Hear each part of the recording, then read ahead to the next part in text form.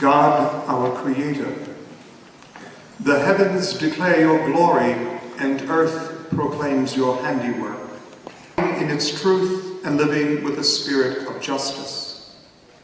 Help them to appreciate the beauty of the law, so that they practice it with wisdom and justice at all times. Bless their professors who have brought them to this day with zeal, so that they may continue to teach the law with passion and dignity. Bless their parents, families, and friends who have supported them in their journey to this honor. Above all, guide these men and women to make wise decisions, so that the law will be respected because of the manner in which they practice it. Give them strength of heart and mind, so that each day will be a blessing to them as they practice this noble profession. May they always live and work in peace, harmony, and charity for the good of all they serve. Amen. And welcoming your parents, I also want to include your spouses, and you will more and more appreciate their words of wisdom, what they taught you, the things they emphasized you, the things they used to color a point of law as years go by. The faculty is headed by our brilliant dean, Joan Wexler, who is many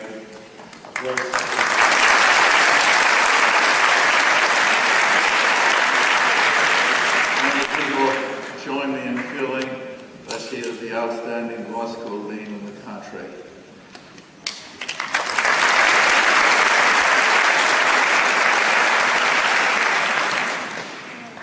Now then, to begin the formal proceedings, I call upon Joseph Septimus, class valedictorian, valedictorian. Honorable Chief Judge Mukasey, esteemed Board of Trustees, distinguished deans and faculty, relatives and friends. My fellow graduates, on behalf of all of us, I think I can safely say that today is one of the most significant days of our lives. Completing and graduating law school requires us to reflect on the past 3 or 4 years, look ahead to the future, and to recognize and thank all those persons and institutions that helped us reach this great milestone. When we first began law school, perhaps the only thing we all had in common was the fact that we were not lawyers. As we gather here today, we are all lawyers, but I'm convinced that we have a lot more in common than that. Our first year of law school is difficult and stressful, to say the least, and it required each and every one of us to rely on one another. This fostered unity and set the tone for the rest of law school, so that today we graduate not as 451 individuals, but as a graduating class of 2002.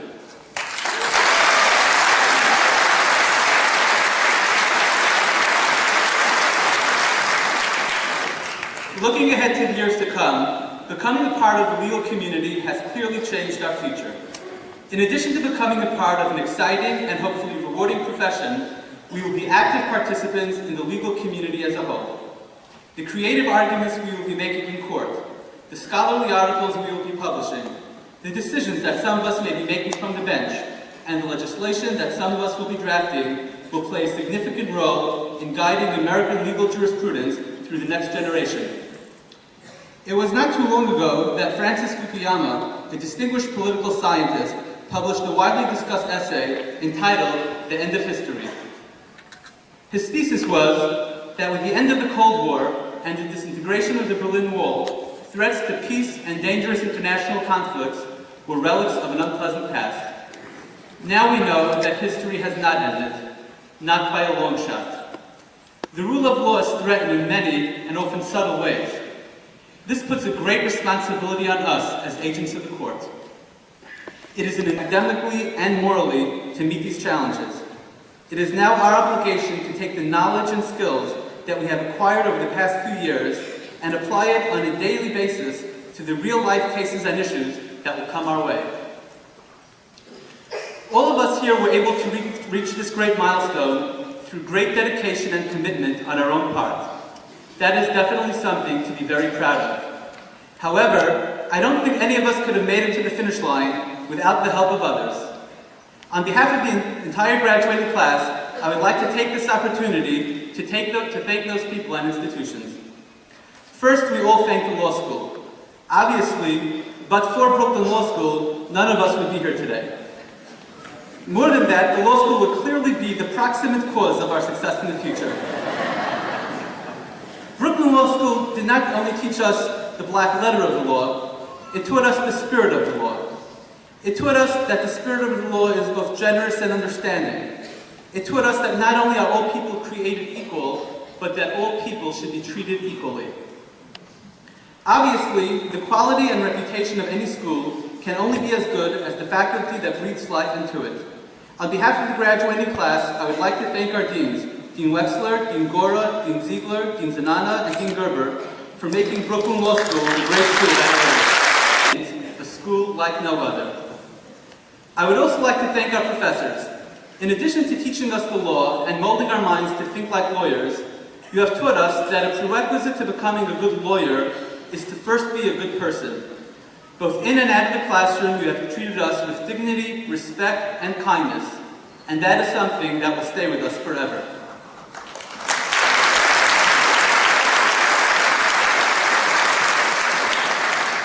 Finally, on behalf of all the graduates, I would like to thank an entire class of people that should probably be getting diplomas and honors along with us. Those people are the spouses, domestic partners, significant others for years. It wasn't that long ago that I myself was on the other side of the fence when my father attended law school. So I can fully appreciate the efforts and sacrifices that you have made. Your patience and love have been indispensable, and we will forever be indebted to you. My fellow graduates, please join me in giving a standing ovation to all these people that helped us reach this great day. I would like to take this opportunity to thank a few individuals to whom I owe a great deal of my success in law school. Sheldon Elephant and Jamie Lax. I didn't know either of you before law school began, but you are now two of my closest friends. To my dear parents and in-laws, Judah and Bela Septimus and Solomon Mimi Major, thank you for the financial and emotional support that you have given me over the past few years. Without it, I would never have been able to attend law school. To my dear wife Sabina, you are the one who should be at the podium to accept this honor, not me. Your kindness, love, and understanding, your sending me off to the library when you needed me at home, was 100% the key to my success. Thank you.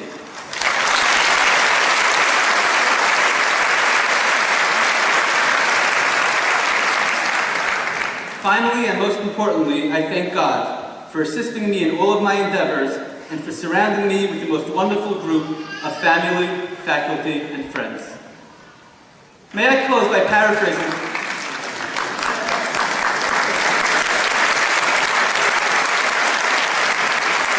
class. Those words had a tremendous impact on me, and because we were only a dozen in the class, it is worth repeating to all of you. All of us have very bright futures. We are graduating from a great law school. We are all bright enough and generally well-equipped to handle future challenges. But like anyone in our profession, or for that matter, any profession, we will all have our ups and downs. The one thing that no one can ever take away from us is our integrity. We should guard it zealously and cherish it like a precious jewel. Thank you very much.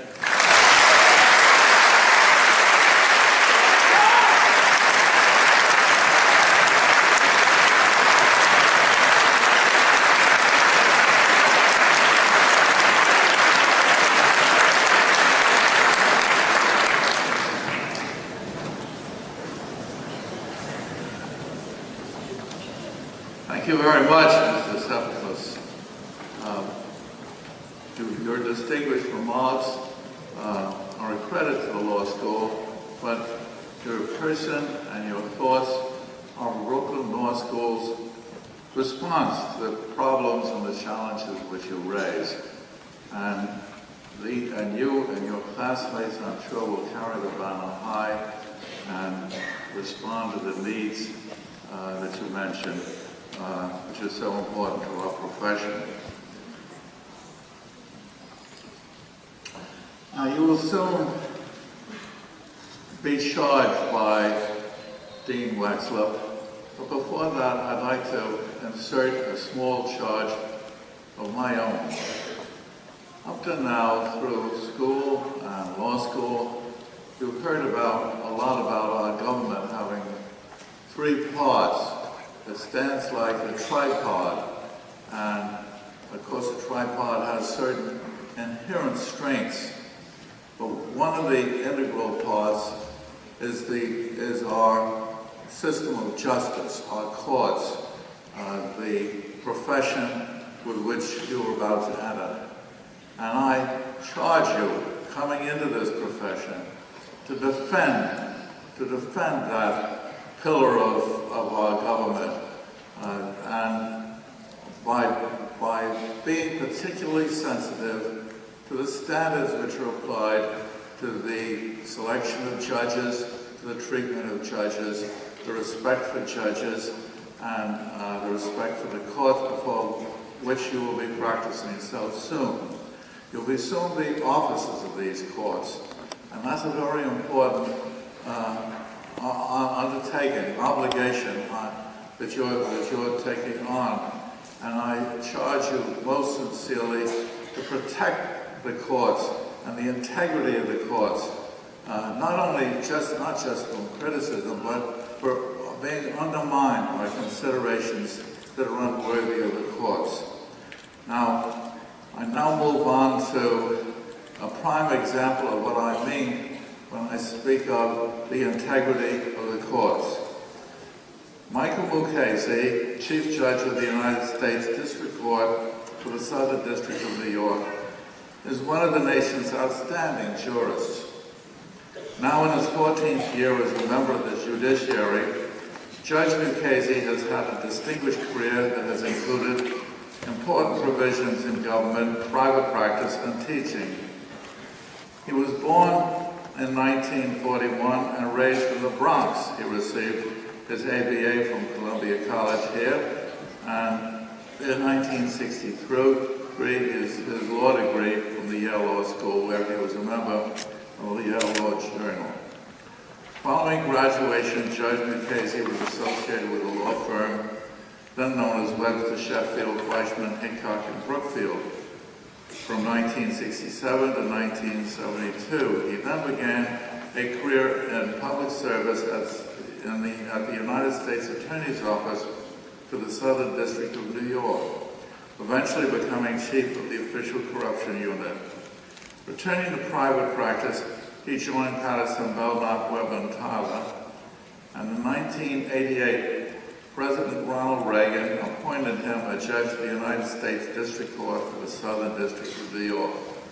And I can say to you that his appointment was a result of the fact that he was generally regarded by so many of his colleagues at the bar as being an ideal person to be a judge, that he was fair-minded, that he was courteous, he was extremely hardworking, and in no way did he gain that appointment through political efforts or monetary contributions or anything of that sort. He didn't press for this, it sought him out. And that's what I mean by the challenge to you as you get on, to see that people go on the bench following this particular path. In more than a decade on the bench, Judge Mukasey has authored many important rulings, including opinions regarding discovery of computer files in criminal cases, defamation, and false advertising. But he's most widely known for presiding over the trial of multiple defendants charged with conspiring to wage a campaign of urban terrorism, including the 1993 bombing of the World Trade Center. You may have not noticed some unfamiliar faces here carrying walkie-talkies. This is the consequence of his work on that trial. These are special agents of the Secret Service, of course. Affirming the conviction of 10 defendants, the Court of Appeals for the Second Circuit observed that the trial judge presided with extraordinary skill and patience, assuring fairness to the prosecution and to each defendant, as well as providing assistance to the jury. And then they went on, with these unusual remarks. His was an outstanding achievement in the face of challenges far beyond those normally endured by a child judge. Judge Mukasey has been awarded the Medal of Valor by the Respect for Law Alliance, the National Service Award for Leadership by the Federal Law Enforcement Foundation, and in recognition of his service as an Assistant United States Attorney, the Theodore Roosevelt Medal and the William M. Tandy Award for Public Service. Brooklyn Law School is proud to welcome Judge Mukasey and award him its honorary degree of laws. Would you?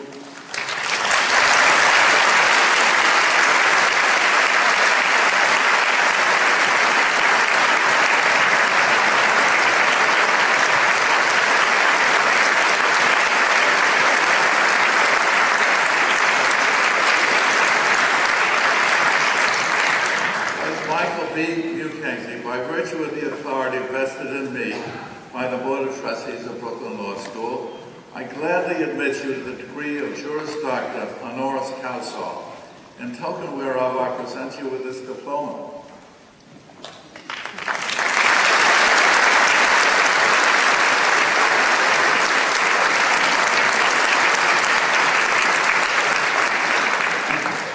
And cause the appropriate hood to be placed on your shoulders.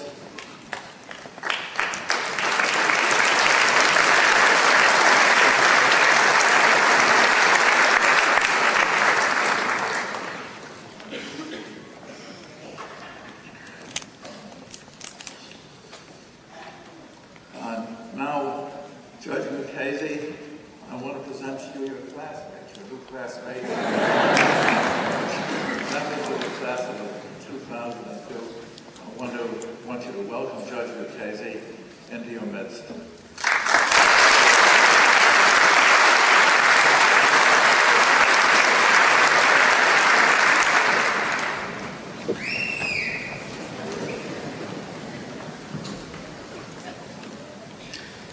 Mr. Windells, members of the Board of Trustees, Dean Wexler, members of the administration, faculty, family, and friends, but particularly my classmates,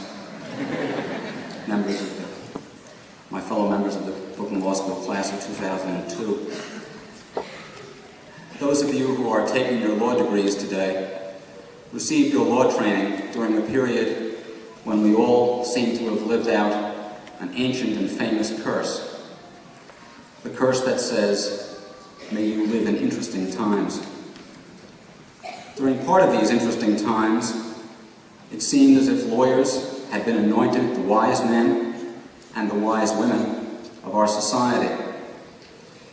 When the election of 2000 hung in the balance, we seemed to be fulfilling Alexis de Tocqueville's observation that there is almost no political question in the United States that is not resolved sooner or later into a judicial question, fulfilling it beyond his wildest dreams and perhaps beyond his worst nightmares.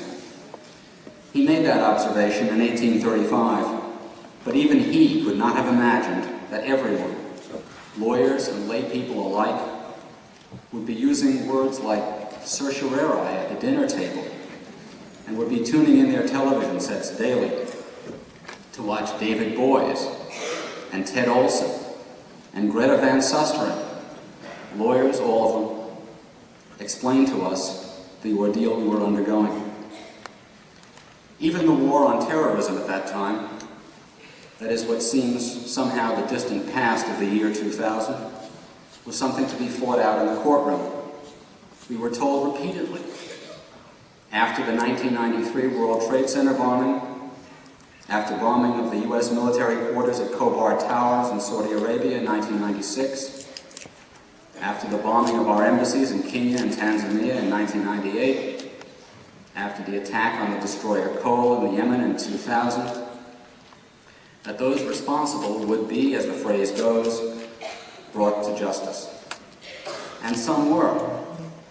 Lower-level people, for the most part, but the model, in any event, regardless of the importance of the defendants or of the fugitives, was a criminal prosecution in a courtroom with all the care and attention to procedural niceties that define a criminal justice system in which this country takes justifiable pride. It seems almost quaint to think of it now, but a grand jury in New York returned an indictment against Osama bin Laden in 1998 after the embassy bombings, charging him with multiple crimes. And we all heard, at least some people say during that time, that this fixation on the law and also the prominence of lawyers was quite natural, because after all, we are a nation of laws, and again, as Tocqueville wrote, law is sometimes an occult science. Probably never more occult than when it involved interpreting the election laws of Florida. And so, as Tocqueville also wrote, lawyers are like the high priests of Egypt, who alone could explain and interpret the occult. And those of us who studied law or practiced law had the exhilarating sensation of finding ourselves at the cutting edge. We were where the action was. We were the high priests. And then came September 11, 2001, and things seemed to change. It may appear now that people who are learned in the uses of F-16s and M-16s may be more central to our destiny than people who are learned in Rule 16 or Section 16, or any other rule or section for that matter. The President said afterwards, as to those responsible for the September 11 attack, we would either bring them to justice or bring justice to them. And it was clear from the means employed that it was going to be more the second than the first, and that the issue would be decided mainly not in the courtroom, but on the battlefield, that the work at hand had gotten way beyond the delicate tools that lawyers use.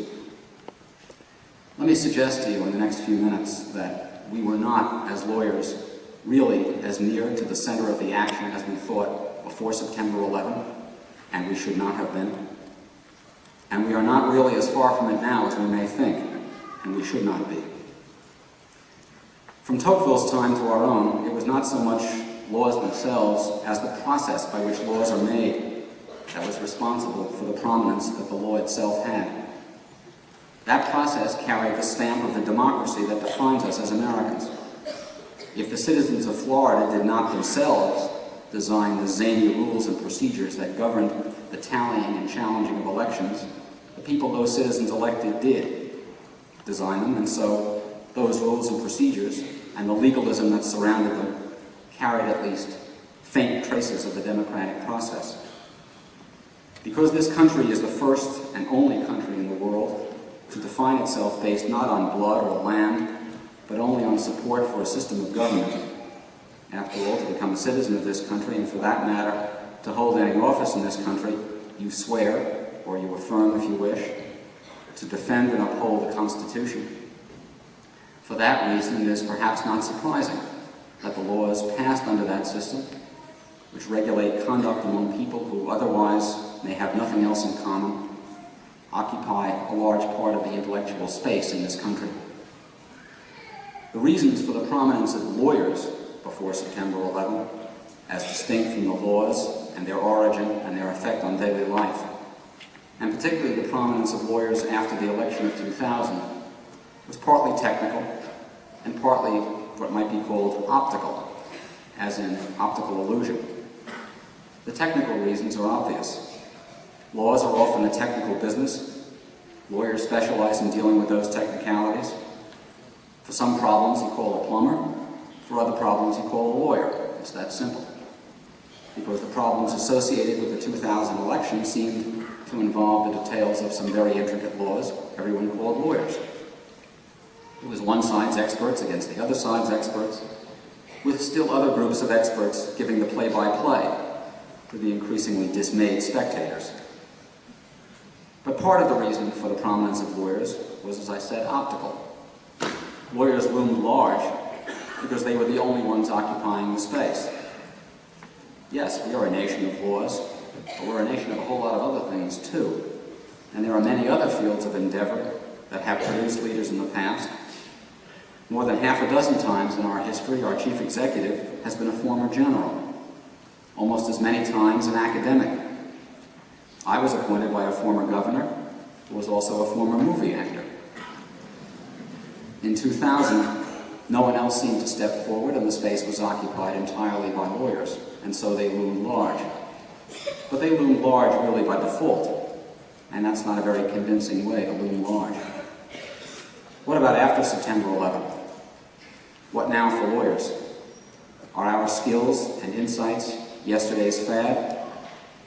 Well, just as I believe that the outsized prominence of lawyers in years past was probably not a good thing to the extent that it came about because others in our society were morally and politically ineffectual, so too I think it would be a big and potentially tragic mistake to sweep lawyers aside now when this country is facing probably its greatest crisis since the Civil War. It's a crisis that affects us not only in our relationships with one another, as we struggle to craft rules that will allow us simultaneously to survive and to maintain a way of life worth surviving for, but also in our relationships with other countries. From the time the United States was founded, it had no interest in becoming a world power. Keeping people out of our backyard by passing the Monroe Doctrine and keeping people out of our pockets by fighting the Barbary pirates was about as far as we had ventured. Until 1915, which was 87 years ago, or 77 years ago, as another lawyer put it during another crisis, when a ship called the Lusitania was sunk, and suddenly it seemed that our reach would have to become global, as in fact it ultimately did when we entered World War I 2 years later. It may sound redundant, but that global reach has come a long way. If one is to believe some current reports, there is now consideration being given to applying, at least to one country, Iraq, a rule, and it is a new rule in international relations, at least in the last 50 years, that says that either you suppress dangerous tendencies within your own borders, or you will be subject to preemptive attack.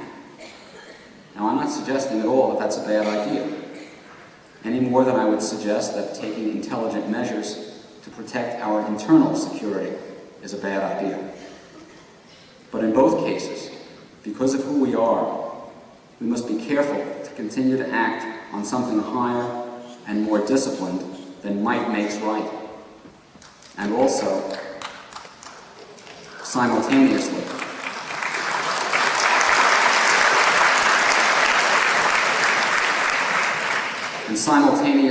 to remember Pascal's lesson that the first rule of morality is to think clearly, and then to apply that lesson by speaking clearly and without embarrassment to others about what we think we must do and why. There will be an ongoing debate about how to do that, and it's begun already. Like many debates, this one has already seen its share of half-truths, outright falsehoods, and debaters' tricks. For example, shortly after September 11, we saw and heard breathless reports in the press and elsewhere, including from human rights organizations, the principal interest of some of whom appeared to be pointing out defects in countries that protect those rights, and not talking about countries that don't, that the authorities here were simply going around rounding up Muslim Arabs wholesale and holding them incommunicado, along with demands that the government disclose the names of any people taken into custody and the numbers of such people. Those reports were nonsense, as a moment's thought and a glance at the statute books might have disclosed. First, a moment's thought. After September 11, there were numerous clues as to who had perpetrated the attacks and where they did business and where they lived and with whom they associated and who might have helped them. There are nationwide 11,000 FBI agents, which is not many when you consider that they have responsibility for investigating violations of a wide variety of criminal statutes. Under those circumstances, with many leads to work on and relatively few people to do that work, does it really make sense that they would run out and start rounding up people at random based on nothing other than there being Muslim Arabs? Why would they do that? It's ridiculous. There were people who had overstayed their visas who were taken into custody on immigration warrants. But by hypothesis, if they had overstayed their visas, they were in this country unlawfully. It should come as no surprise that there is no federal right to stay in this country unlawfully. And since all of those who participated in the September 11 attack were from abroad, and a couple, by no means many, by no means all, but a couple had overstayed their visas, it made a certain amount of sense to enforce the law, a law that existed long before September 11.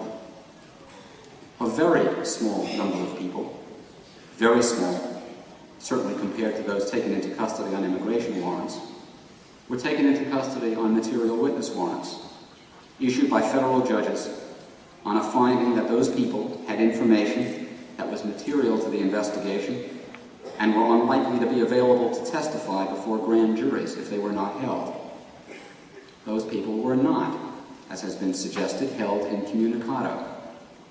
Each of them had to be brought before the judge who issued the warrant, and each had the same right to a lawyer that a criminal defendant has. Although the court proceedings were sealed because they related to grand jury matters, the lawyers for the witnesses were free to talk about the cases or not, as they chose. Some chose to speak publicly, others didn't. That's the unremarkable truth behind the breathless half-truths and outright falsehoods you may have heard. Among the debaters' tricks, my favorite appeared in an ad by an organization that says that it favors peace. A bold position. An ad that shares with us the following insight. From the standpoint of the innocent victims, it makes no difference whether they die as the intended targets of violence inflicted by terrorists or as the inadvertent but inevitable casualties of violence undertaken by people seeking to combat terrorists. The unarticulated message in that ad, of course, is that terrorists and those who oppose them by force are morally equivalent. I will leave it to the skills that you acquired in law school to dispose of that debater's trick. Whether you participate in this ongoing debate from inside government and follow a path that many Brooklyn Law School graduates have pursued, or from outside it, the training that your professors gave you, the skills you learned from them, and that you got for yourselves in law school, to draw distinctions and to see differences, to understand when subtlety is meaningful and when it simply clouds moral judgment, to argue from a set of facts to a conclusion. Those skills will be of great importance in determining how that debate comes out. Those skills are neutral, by the way. They can be put to good uses or bad, and other people will not always value or appreciate them.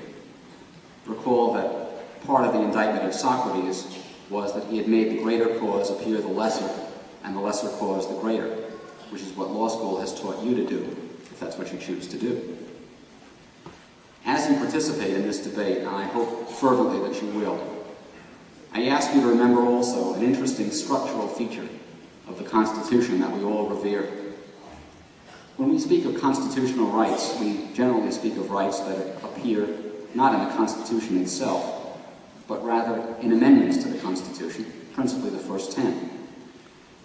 Those amendments are a noble work, but it's the rest of the Constitution, the boring part, the part that sets up a bicameral legislature and separation of powers and so on, the part you will never see mentioned in any flyer or hear mentioned at any rally, that guarantees that the rights referred to in those 10 amendments are worth something more than the paper they're written on.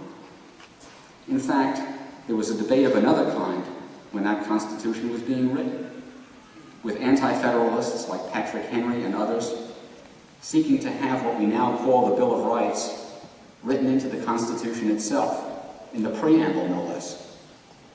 But those who won that debate resisted pressure from Henry and those who were like-minded to include the substance of what later became the Bill of Rights in the Constitution itself, because they understood that to give equal weight to a citizen's rights against the government, natural rights no less, according to the Declaration of Independence, equal weight to those rights and to the definition of the government itself, it becomes correspondingly harder to command support for that government and correspondingly easier for people simply to go where their rights and their interests seem to take them. So the built-in message, the hidden message in the structure of the Constitution, as it were, is that the government it establishes is entitled, in the first instance at least, to receive from its citizens the benefit of the doubt. Please remember that as you participate in the debate about where we're going. This debate is critical, not only for us, but also for the rest of the world, because it is taking place in this country, and it will decide not only the fate of this country, but also, since this is the most powerful country in the world, the fate of the world. I ask you to remember as well, as you participate in this debate, that this is the country that lawyer I mentioned before, the one who said 77 instead of 87, and who was, I think, our greatest lawyer president, and probably our greatest president, period. This is the country he called, accurately, the last best hope of earth. And those words are as true today as they were the day that he wrote them.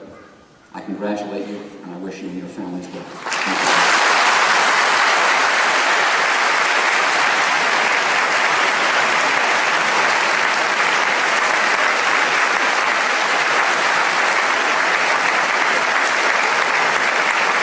He would give to students who are about to graduate from college and enter the real world, he said, "Don't go." Now, one might think that law students would feel differently, but I personally overheard two of you trying to figure out whether you could possibly convince your families that you had another year of school. Now, you have a reasonably good shot at making this work. Your parents are at least as old as I am. They won't remember. But what is it that could possibly drive a person to crave another year of law school? It's not as nutty as it may sound. Even the rigors of law school pale against the responsibilities, demands, and risks of the real world. Even those of you, especially those of you, who worked in important positions while you attended law school, recognize that law practice means new and different challenges. But this sense of unease, of course, strikes us as particularly acute this year, possibly because of the seemingly changed world into which you are graduating. After all, when you entered law school, the scandal of the day was a presidential dalliance with a White House intern. Today, it is the bankruptcy of a multi-billion-dollar energy giant. When you entered law school, the big summer movie was the disaster flick, The Titanic. This summer, it's the sum of all fears, a disaster movie that hits a little too close to home. So, has the world really changed since you entered law school? In an attempt to answer this question, I looked back at the headlines of August 17th, 1998 and 1999. On one or the other of those nights, depending on whether you were a full or part-time student, you were seated in the ceremonial courtroom of the Eastern District Courthouse, listening as I and other members of the faculty welcomed you to Brooklyn Law School. Here is a small taste of the events that dominated the news back then. On August 17, 1998, President Clinton's lawyer was preparing him to testify. Website operators had been accused of violating their users' privacy by tracking what they looked at as they browsed the internet. Bernie Williams was mobbed by fans at home plate after his ninth-inning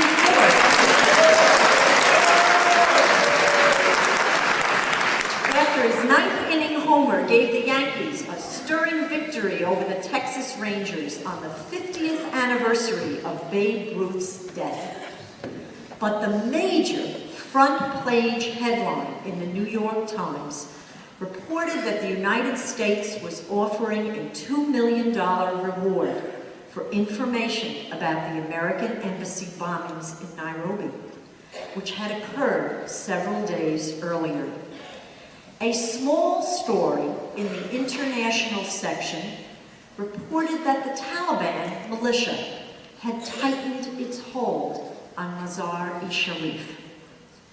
And on the op-ed page, a career intelligence officer warned that in the aftermath of the embassy bombing in Kenya and the 1993 attack on the World Trade Center, quote, Americans must face the reality that more such acts are inevitable.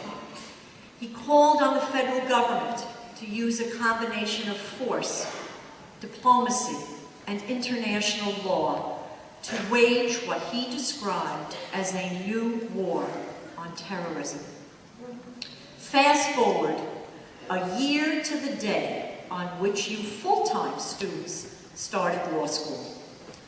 On August 17, 1999, the New York Times reported that Hillary Clinton was house hunting in Westchester. An Iowa straw poll named Texas Governor George W. Bush as the frontrunner for the Republican nomination for president. Tiger Woods won the PGA Championship. An editorial posed this question. If a company's auditors discover that the company has exaggerated its profits by $25 million, should they immediately have the company correct its financial reports? The editorial did not involve Enron or Arthur Andersen. But the major front page story reported that the Second Circuit Court of Appeals had upheld the conviction of 10 defendants accused of plotting to blow up New York City bridges, tunnels, and landmarks, including the World Trade Center. The district court judge, whose opinion was affirmed, was of course Judge Michael Mukasey, our guest of honor today.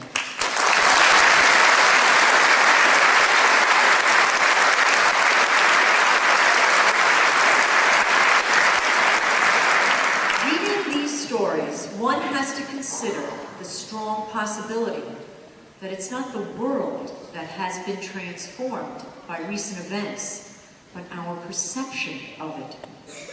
But whether the change is real or perceived, or both, one thing has remained constant, and it should reassure you about your role, your new role, into the real world into which you are graduating. Maybe, just maybe, you remember that the night before you started classes, I told you about Oliver Wendell Holmes, Jr. He was the fellow who, after his first day of law school, wrote to his father complaining that he could not make sense of one word. He is also the fellow who was appointed by President Theodore Roosevelt to the Supreme Court, where, having gotten accustomed to the language of the law, made the observation that life in a complex society such as ours is a web of increasingly tangled relations that have to be sorted out from time to time, and that the job of doing that sorting out has been handed over largely to lawyers. As we attempt to protect our citizens' safety while preserving their rights to you 3 or 4 years ago, it should strike you as profoundly important now. Although Bob's hopes advice to graduating students is pithy, it's also impossible. The truth is you are entering the real world, and you need some real-world advice. Over the years, I have been polling your BLS predecessors, asking them what advice I should be dispensing on graduation day, asking what they wish someone had told them on their law school graduation day. The alums I spoke with are a very diverse group in every respect, including the career paths they have followed. They had some insights to share, and I am going to pass a few of them on to you right now. Richard Frank, who graduated 45 years ago and who is now a leading trial lawyer, said, "Tell students to persevere, that they may need time to find their favored niche, and that their first experience may not be their first choice. But tell them not to be disheartened, although you can't always anticipate the opportunities that will come along, you can remain open to them." Richard Raisman, an evening student who graduated in 1973, is now a named partner in Brown Raisman, one of the country's leading intellectual property and technology law firms. He suggested that I urge new lawyers not only to be prepared to take advantage of new opportunities, but to create them themselves. How, you ask? Richard, who identified the technology law wave and caught it, says you can do it as he did, by joining bar committees, by writing articles, and by becoming involved with trade and professional associations in fields that are of interest to you. In Richard's case, that meant computers, but he pointed out that it could be an association of travel agents, manufacturers, or wetland conservationists. Let your own interest be your guide. John Ashmead, class of 1990, clerked for a federal judge, became an associate in a large law firm, moved himself, his family, and his practice to Vermont, and then returned to the large firm in Manhattan. Somehow he also had time to watch David Letterman, because he came up with a top 5 list of advice for graduating students. First, a high IQ isn't enough. Most good lawyering is the result of hard work. Second, 3 or 4 months out, you'll fear you'll never get it. After a year, you'll be amazed at how much you know. Third, clients and the public may not treat you with the same deference that was accorded to lawyers of 50 years ago, but at the end of the day, they still want and need your advice.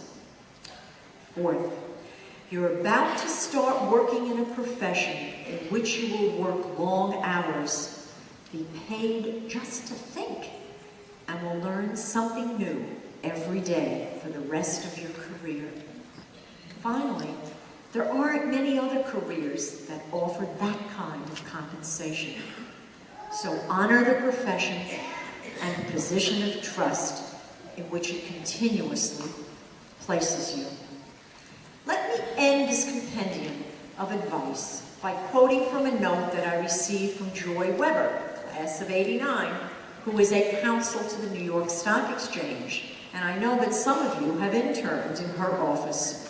She said, "Tell students that law practice offers a unique opportunity to never be bored. There is always another area or skill to master. Tell them that as a BLS alum, I feel like a member of a special community. During the past decade, I have called upon professors and alumni alike for advice. I have never been greeted with anything but a willingness to assist.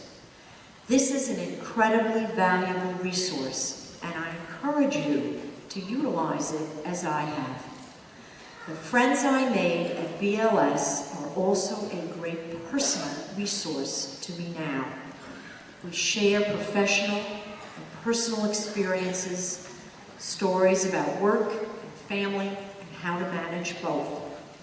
I urge you never to lose touch with the community that is Brooklyn Law School. Continue to cultivate not only your education, but the relationships you have begun. I promise they will serve you well. Joy, I could not have said it better. But let me offer just a few words of my own. Aim high. Work hard. Keep learning. Respect yourself and your profession. Your integrity and your credibility are your greatest assets. Never risk them for short-term gains, yours or your clients. And remember to enjoy yourself. You'll do better and last longer that way. 3 or 4 years ago, I told you that you were joining a family. Today, as I see members of the class of 1952 congratulate members of the class of 2002, and 29 graduating students receive their degrees from alumni relatives, I am reminded of what a large, proud, and distinguished family we are. And we're also a very close family. You see, we law school deans are a funny breed. Some of you may think that your entire law school career has passed without you and I ever exchanging a word or glance. But that's not so. The dean knows who you are. Throughout your entire mortal existence, no matter where your career takes you, through all the ups and downs of life, and I hope you will have mainly ups, the dean will be only a computer-generated personal letter away, keeping you informed about the progress of your alma mater and asking for your continued support. Because, as you know, as the law stature of the law school grows, so does the value of your degree. Now, you may think that you can't put a price on a friendship like that. But the dean will have a ballpark figure.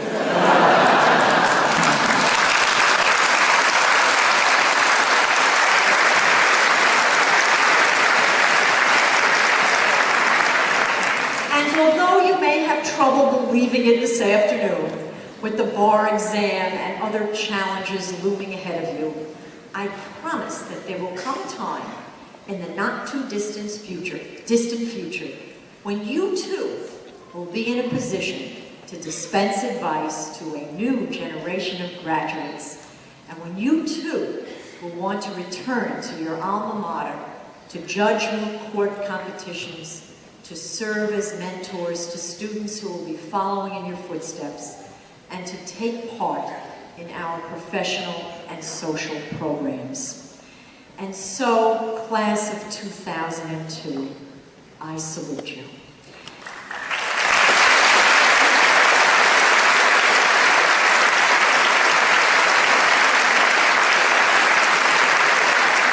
Thank you, and Godspeed.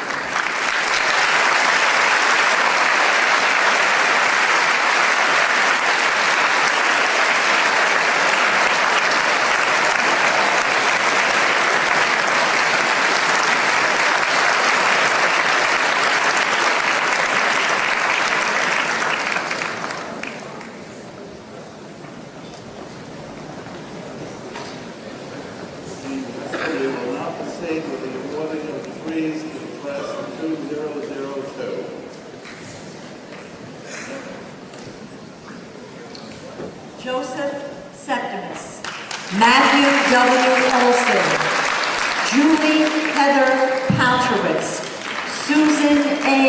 Arbite, and John William Shook, please come to the stage.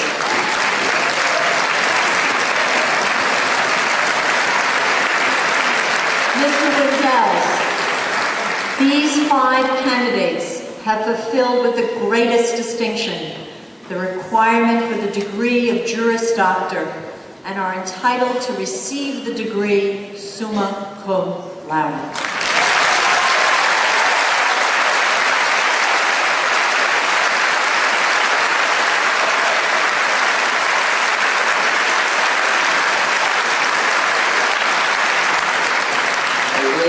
Of the authority vested in me, I confer upon you the degree of Juris Doctor, summa cum laude, with all the rights and privileges appertaining thereto.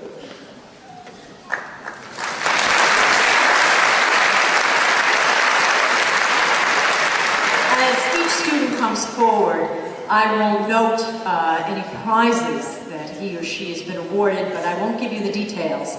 I hope that you will turn to your program for that. Joseph Septimus, First Scholarship Prize, Dean Jerome Prince Prize, Henrietta and Stuart Hirschman Memorial Prize, Brooklyn Journal of International Law Review Prize, Philip Hoffer Prize, and the Edith C. Blum Foundation Prize.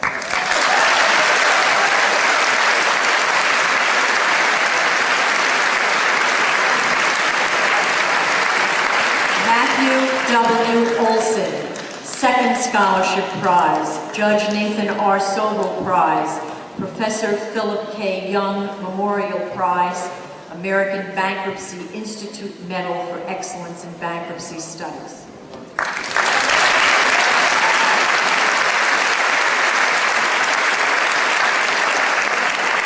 Julie Heather Paltrowitz, Donald W. Matheson Memorial Prize, Henrietta and Stuart Hirschman Memorial Prize, Richard Elliott Glynn Memorial Prize, International Economic Law Prize.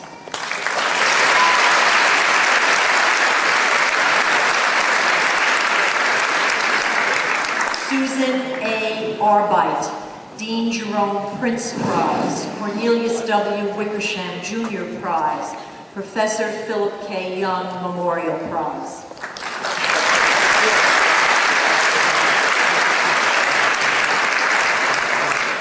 John William Shoup, Samuel W. Rover and Louis Rover Award, Rose L. Hopper Prize, Surrogate E. Ivan Rubenstein Memorial Prize.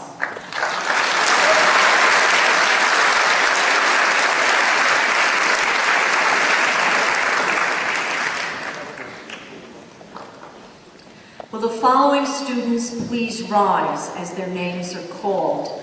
Melissa Levin Greenhart, Sonia L.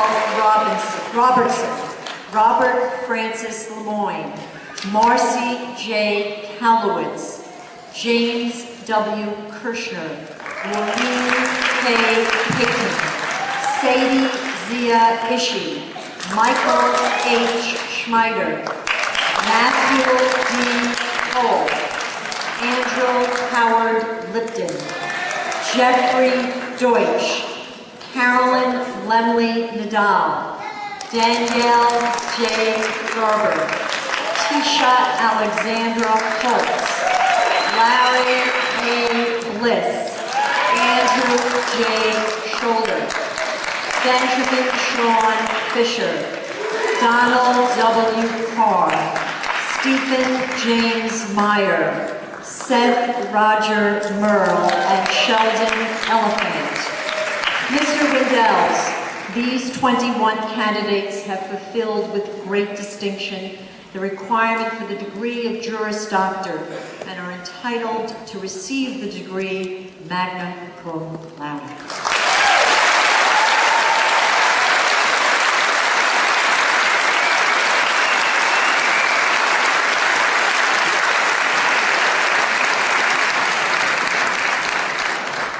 By virtue of the authority vested in me, I confer upon you the degree of Juris Doctor, magna cum laude, with all the rights and privileges appertaining thereto. Michael H. Schmieder, West Group Awards.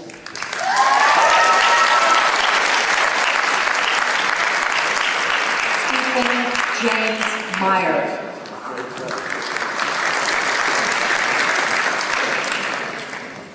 Seth Roger Merle, Oceana Publications Award.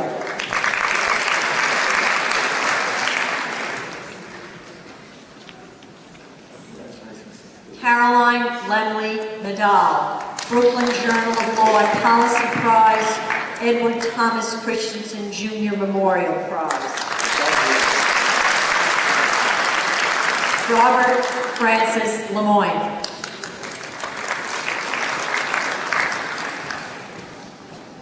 Maureen K. Payton, William Payson Richardson Memorial Prize.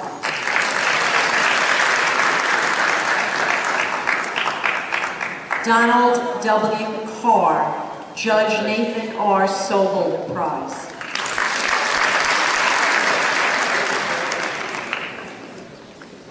Tisha Alexandra Holtz, Robert A. Morse Memorial Prize.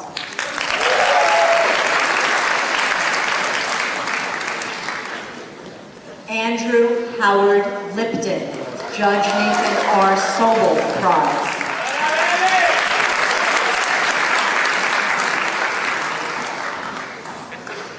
Marcy J. Halowitz, West Group Award, Allen Furman Scholarship.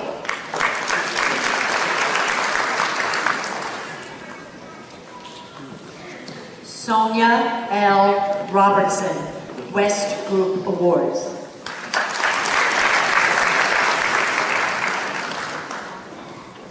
Matthew D. Cole.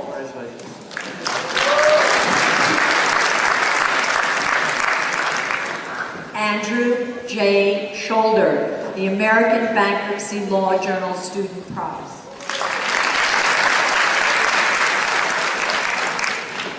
Larry A. Bliss.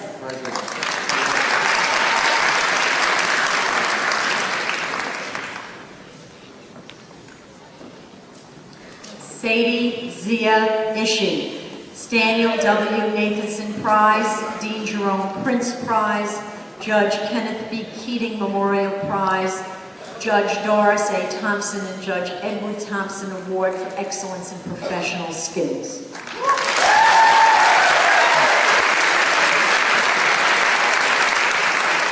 Sheldon Elephant, Meyer Bernstein Memorial Prize, Edith C. Blum Foundation Prize. Jeffrey Deutsch, Samuel Kirschenbaum Prize, Rose L. Hoffer Prize, Bruce David Swerdloff Memorial Award, Jack Weprin Real Estate Prize. James W. Kirshner, Alexander and Emily Meir Memorial Prize, Edward Byrne Memorial Prize.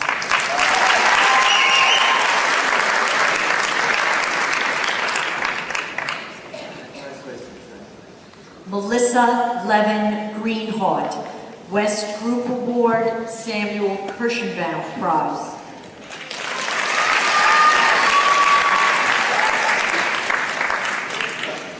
Danielle J. Garber, Judge Nathan R. Sobel Prize, Philip Hoffer Prize.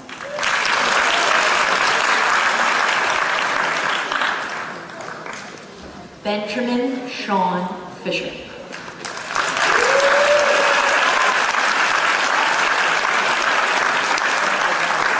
For the following candidates for the degree of Juris Doctor cum laude, please rise. Raphael A. DeMarco, Eric A. Holzer, Brian J.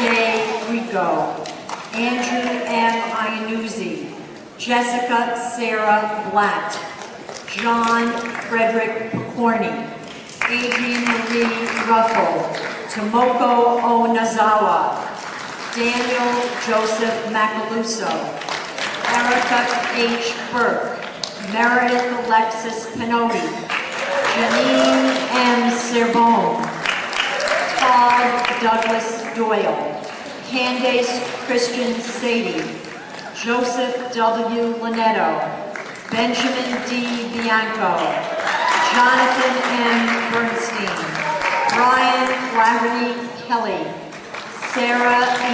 Sperling, Daniel Gimmel, Stacy F. Winograd, Daniel S. Kaufman, Jeremy Brian Glickman, Michael G. Burke, Caitlin A. Monk Marcelino, Kim Marie Domolici, Kinda Almefti Hernandez, Angela M. Khorshid, Janelle M. Hefner, Gabrielle Jacob Solomon, Mitzi Sharon Lieberman, Gail Weisner, Jocelyn Natalie Frapon, Erin F. Barton, Jennifer A. Broomfield, Christopher Private, Sayer Mohammed Ali, Joseph William Price, Lawrence Rose Chapin, Justin Michael Tarchis, Jennifer Aurora, Angela Malcano, Marion Virginia Curtis, Heather White Espy, Stephanie M. Friedman, Ann K. Fornica, Ian James Leonard, Christopher G. Sabatella, Elizabeth Mellon McComber, Jared D. Van Vliet, James T. Bentley, Brandon Patrick Ryan, Jeffrey A. Tamarchi, Rebecca Sarah Gordon, Teresa Giovanna Seduto, Zoe Jasper, and Doug G. Sternberg.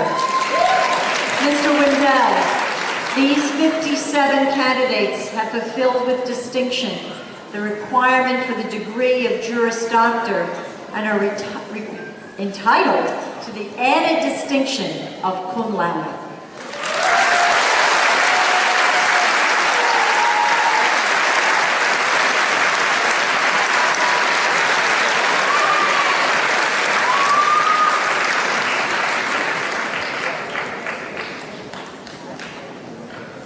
Candace Christine Sadie, Arthur Gluckman Memorial Prize, Samuel Witt Prize in Literature and the Law.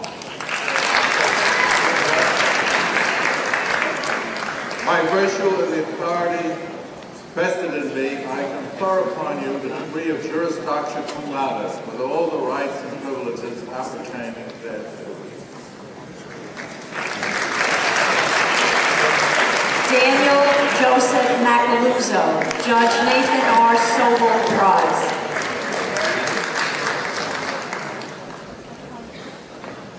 Tomoko Onazawa.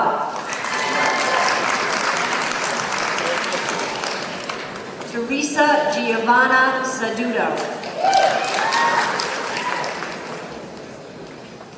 Dove G. Sternberg.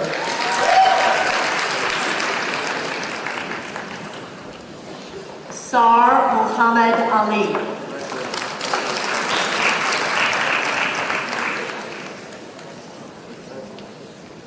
John Frederick Corney.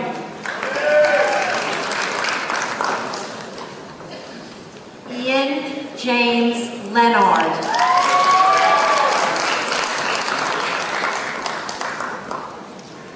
Sarah E. Sperling. Samuel W. Rover and Lewis Rover Award, Professor Philip K. Young Memorial Prize, Judge Doris Thompson and Judge Edward Thompson Award for Excellence in Professional Skills, Judge I. Leo Glasser Prize. Way to go home! Stacy F. Winograd, Regina Crea Memorial Prize, Stephen J. Penzick Memorial Award, and Samuel Witt Prize in Literature and the Law. As we noted earlier, there are some ladies and gentlemen seated on the stage, and this is one of Brooklyn Law School's favorite traditions. When a student who has a relative who is an alum, we make that person a part of our ceremony. This year, 29 of our graduates will receive their degrees from their spouses, siblings, parents, in-laws, and other relatives. Our first such graduate is Stacy F. Winograd, and she will receive her degree from her father, Joel Winograd, class of 1966.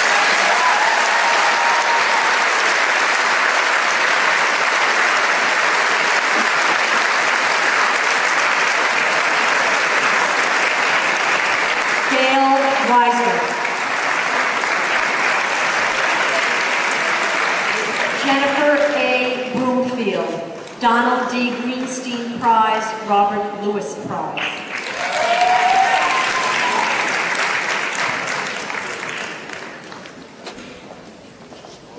Caitlin A. Marcelino. Elizabeth Mellon McGomber.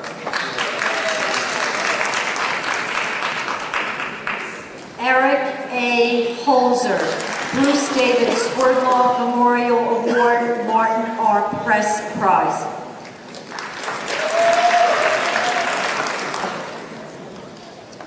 Marion Virginia Curtis, Martin R. Press Prize.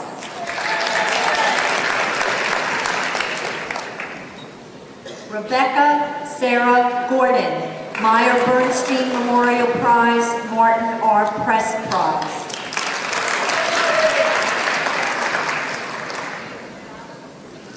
Gabriel Jacob Solomon.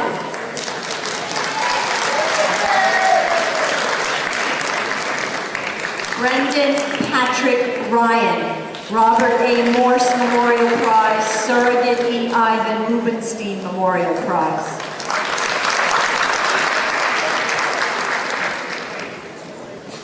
Jared B. Van Vliet, Professor Philip K. Young Memorial Prize.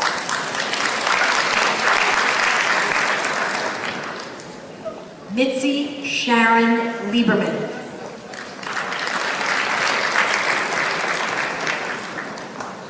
Adrienne Marie Ruffle.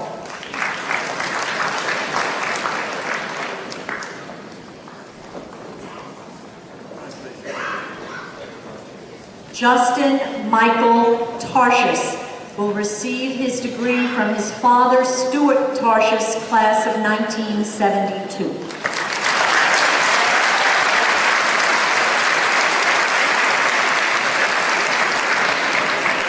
Jessica Sarah Blatt will receive her degree from her father, William S. Blatt, class of 1974.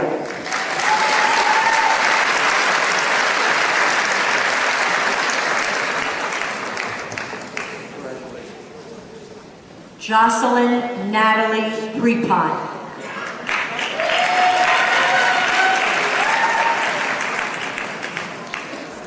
Meredith Alexis Panati.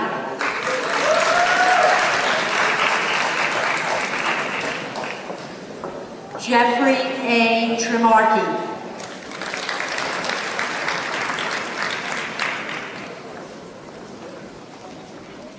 Angela M. Horshid, the Phyllis Mailer Seavey and Robert W. Seavey Scholarship Prize and the Jack Weprin Real Estate Prize.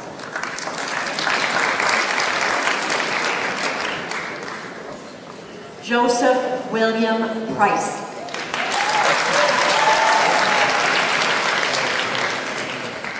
Jonathan M. Bernstein.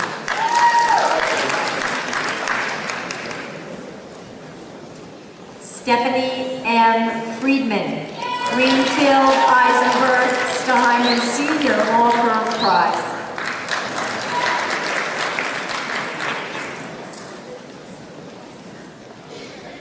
Kim Marie Domolisi.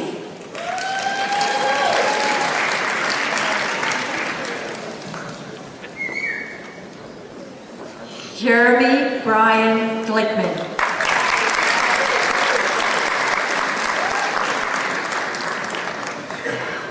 Lawrence Rose Chapin.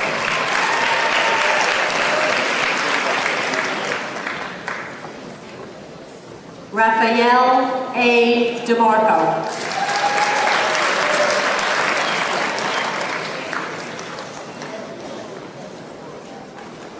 Angela Calcagno, the Brooklyn Journal of Law and Policy Prize.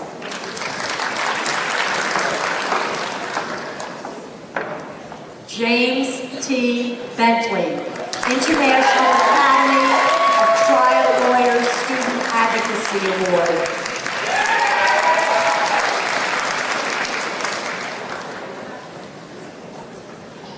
Brian Kelly.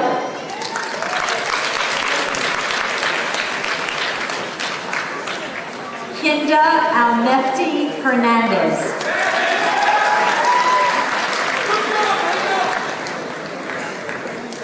Heather White Esky, the Edith C. Blum Foundation Prize.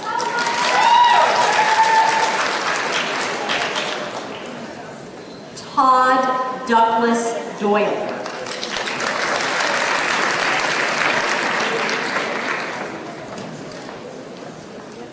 Daniel S. Koofman.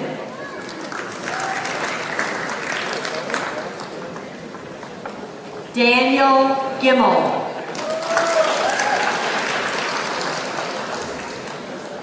Janelle M. Hafner, the Carol Millman Gould Prize.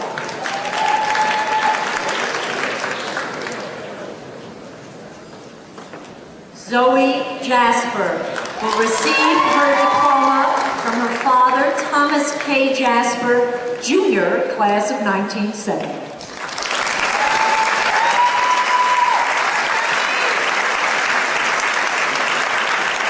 Benjamin D. Bianco.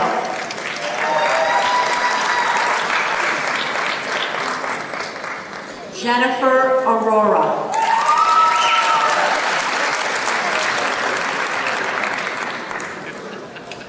Brian J. Greco.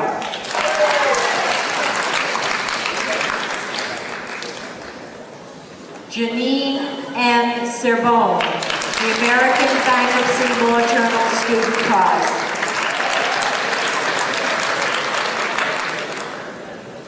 Erin F. Barton, Brooklyn Law Review Prize.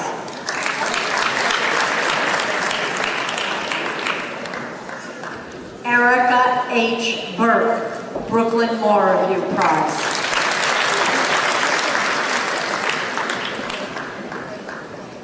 Ann K. Fornicker.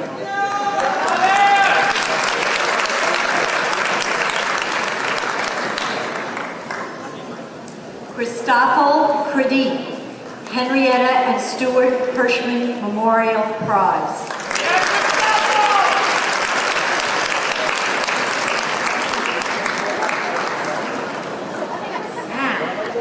We have Michael G. Burke and Luke and Michael Thomas.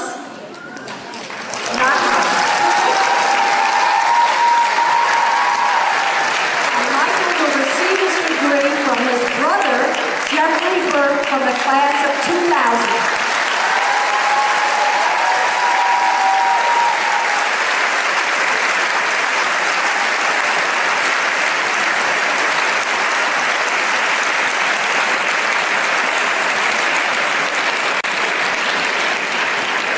Mr. Windell's 369 candidates not already named, whose names are listed in the program, have successfully pursued the long and arduous program leading to the degree of Juris Doctor.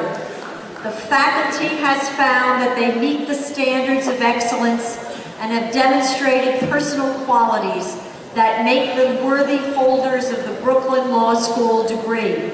Will these candidates please rise?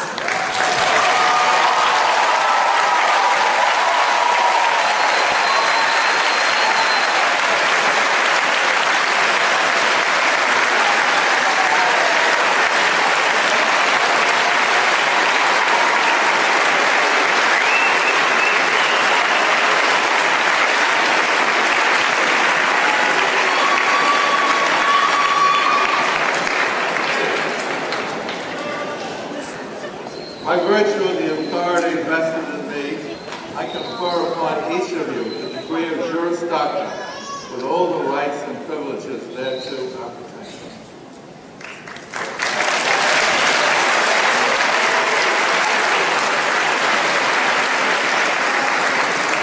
William T. Whitenack, Jr.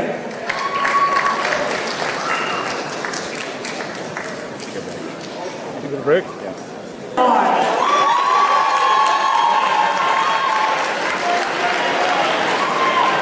Dinsmore H. Campbell.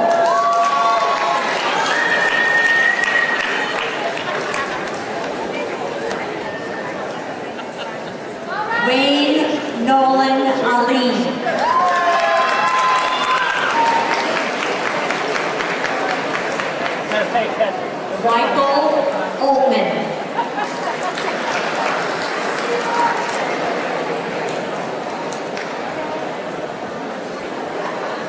Eileen Chen.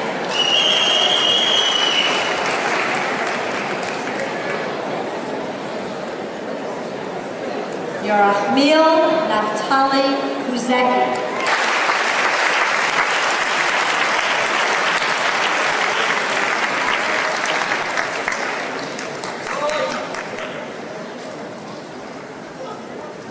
Dean Wexler will now present the foreign lawyers' certificates and group awards.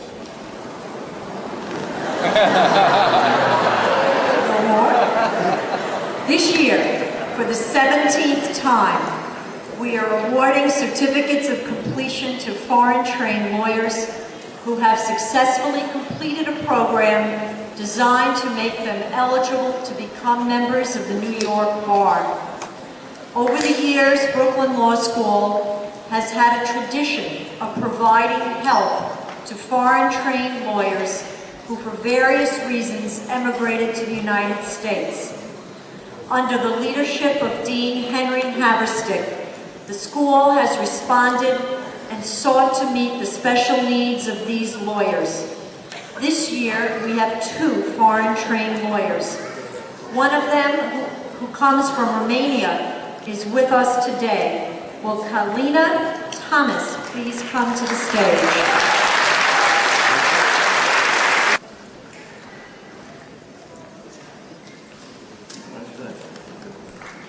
Service, please rise. These graduates have exhibited tremendous devotion to legal scholarship, research, and writing. The certificate honors their contributions to the Brooklyn Law Review and Brooklyn Law School. On behalf of the entire law school community, I express our appreciation to Erica H. Burke, Editor-in-Chief, to Erin Barton, the Managing Editor, and to all the staff for their hard work and the role they have played in making it a fine publication.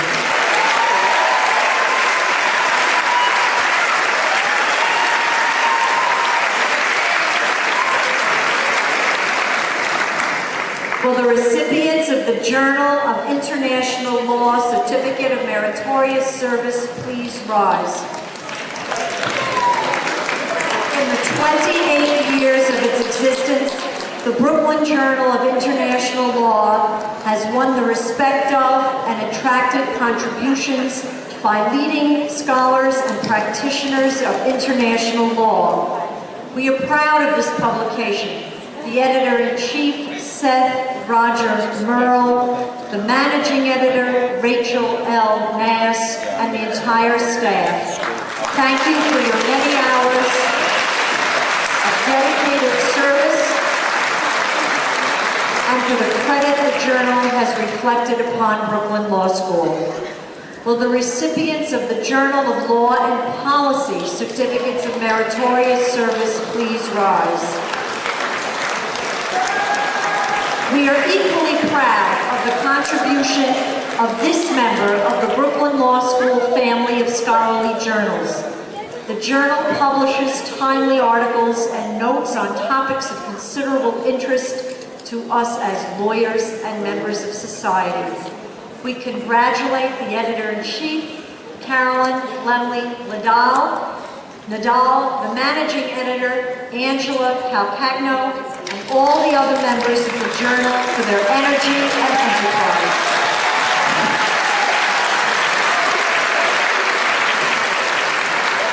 Will all the members of the Moot Court Honor Society please rise?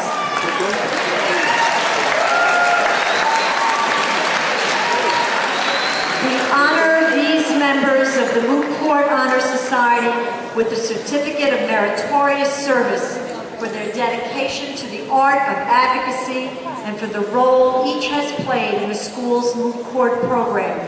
On behalf of the law school community, congratulations to you on a job well done.